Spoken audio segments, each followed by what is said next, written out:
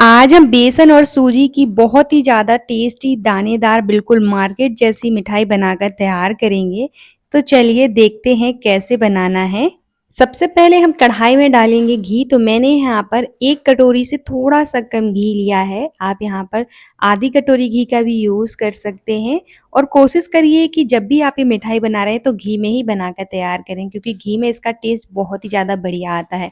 और अगर नहीं बनाना चाहते हैं, अगर आप घी नहीं खाते हैं, तो आप ऑयल का भी यूज़ कर सकते हैं, बस रिफाइंड ऑयल का ही यूज़ करिएगा। घी डालने के बाद इसमें डालेंगे हम 1/4 कटोरी सूजी।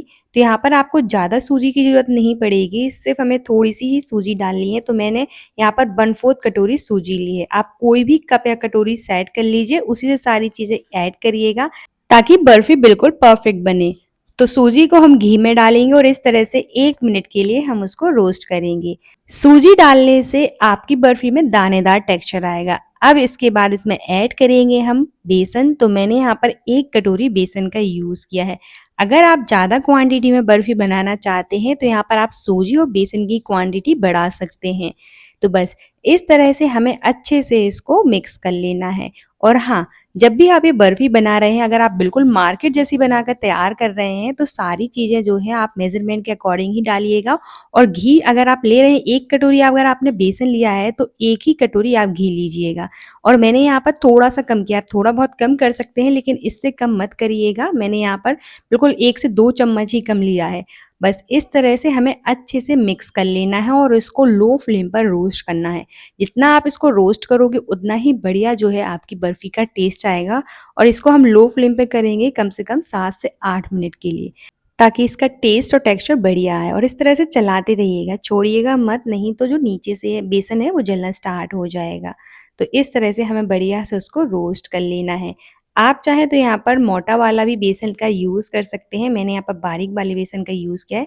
अगर आप मोटा वाला यूज़ कर रहे हैं तो उससे भी बहुत ही ज़्यादा बढ़िया दानेदार बनकर तैयार होगी आपकी बर्फ़ी। और हाँ, अगर आप मेरे चैनल पर नए हैं तो चैनल को सब्सक्राइब और वीडियो को लाइक करना ना भूलें और ज़्यादा से ज़्यादा शेयर करें। और मुझे कमेंट सेक्शन में ज़रूर बताएं कि आप ये वीडियो कहाँ से देख रहे हैं, ताकि मैं आपका थैंक्स कर सकूं। जैसे-जैसे आप सूजी और बेसन को रोस्ट करोगे ना, मिक्सचर कुछ इस तरह से होता जाएगा, बहुत ही ज़्यादा सॉफ्ट और फ्लफी जैसा हो जाएगा। और उसको हमें अच्छे से रोस्ट करना है। जब बेसन और सूजी अच्छे से रोस्ट हो जाए और इसका हल्का-सा कलर चेंज हो जाए, तो उस स्टेज पर हम डालेंगे इसमें दूध। तो यहाँ पर हमें ज़्यादा दूध नहीं डालना है, सिर्फ़ 2 से 3 चम्मच ही हम दूध का यूज़ करेंगे और थोड़ा-थोड़ा करके डालते जाएँगे और इस तरह से मिक्स करते जाएँगे। दूध डालने से क्या होगा कि जो आपका बेसन और सूजी है, उसका दाना जो है फूल जाएगा और हमारी बर्फ़ी बिल्कुल दानेदार बनकर तैयार होगी। तो देखिए यहाँ पर मैंने 2 से 3 चम्मच ही दूध लिया था और उसको डाला और इस तरह से बढ़िया से चलाते रहेंगे, मिक्स करते रहेंगे। दूध डालने के बाद आपका मिक्सचर कुछ इस तरह से हो जाएगा, ड्राई-ड्राई सा। लेकिन जैसे-जैसे आप उसको चलाते रहोगे, जैसे नॉर्मल पहले लूज़ था बिल्कुल उसी तरह से हो जाएगा। तो बस इस तरह से हमें उसको चलाते रहना। गैस का फ्लेम हम इस स्टेज पर भी लो ही रखेंगे। लो फ्लेम पर ही हमें ये सारे काम करने हैं। और पता है सबसे अच्छी बात ये है कि ये बहुत ही ज़्यादा टेस्टी लगती है और ना ही इसको बनाने के लिए आपको मावा, पनीर की ज़रूरत नहीं पड़ेगी और दूध भी हमें ना के बराबर यूज़ करना पड़ेगा, सिर्फ़ 1 से 2 चम्मच। और जितना हमने इसमें दूध डाला है, उतना भी आप इसको स्किप कर सकते हैं अगर आप नहीं डालना चाहते हैं। बस देखिए, धीरे-धीरे हमारा मिक्सचर कुछ इस तरह से हो जाएगा।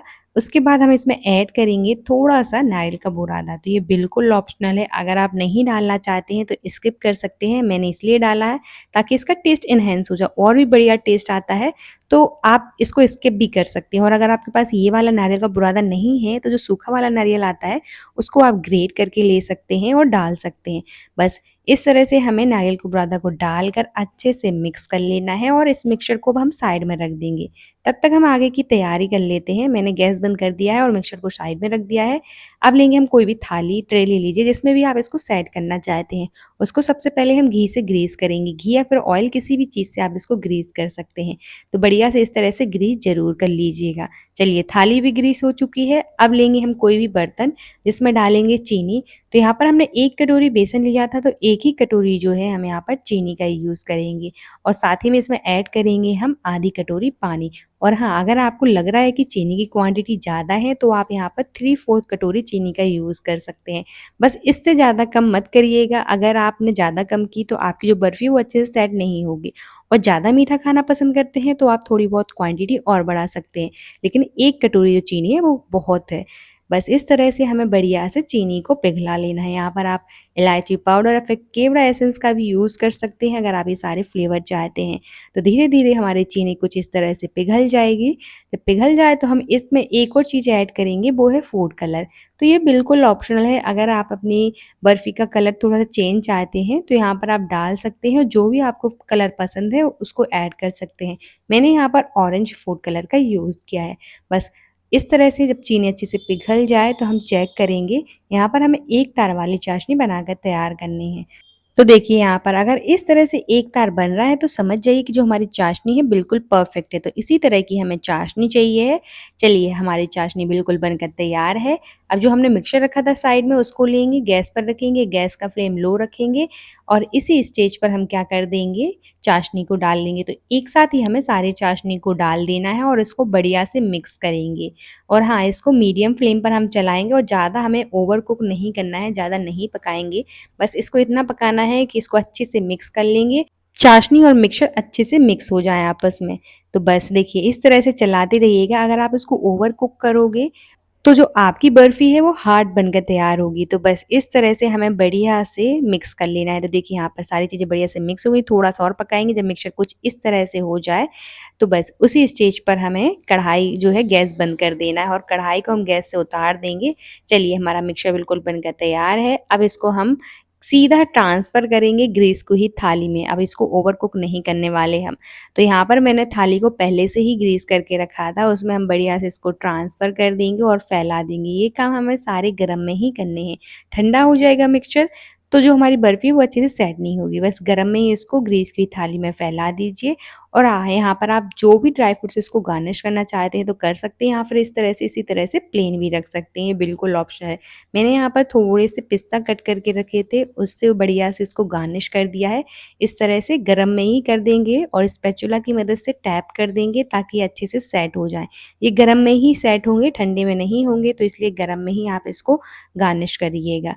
बस इस तरह से हमें अच्छे से इसको गार्निश करके छोड़ देना है कम से कम 2 घंटे के लिए, या फिर आप फ्रीज़र में भी रख सकते हैं इसको, 15 मिनट के लिए फ्रीज़र में रख दीजिए ताकि ये अच्छे से सेट हो जाए। तो मैंने यहाँ पर 2 घंटे के लिए इसी तरह से छोड़ दिया था रूम टेम्परेचर पे। जैसे ही 2 घंटे हो जाएँ तो हम उसको बढ़िया से इस तरह से कट कर लेंगे। तो देखिए यहाँ पर कितनी सॉफ्ट बनकर तैयार हुई है और बहुत ज़्यादा दानेदार बनकर तैयार हुई थी, तो एक बार आप ज़रूर बनाइएगा। बस इस तरह से हमें बर्फ़ी की शेप में उसको कट कर लेना है। आप देखकर ही अंदाज़ा लगा सकते हैं कि हमारी बर्फ़ी कितनी सॉफ्ट और दानेदार बनकर तैयार हुई है। तो आप भी बनाइएगा और अपने घर वालों को खिलाइएगा और मुझे कमेंट सेक्शन में ज़रूर बताइएगा कि आपको ये बर्फ़ी की रेसिपी कैसी लगी। तो बनकर तैयार है हमारी बहुत ही ज़्यादा टेस्टी दानेदार बेसन और सूजी की बर्फ़ी। मिलते हैं आपसे नेक्स्ट वीडियो में।